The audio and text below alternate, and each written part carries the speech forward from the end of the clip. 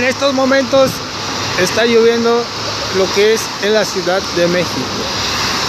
Mucha precaución, le recomendamos usar sus paraguas y manejar con mucho cuidado. Muchas gracias.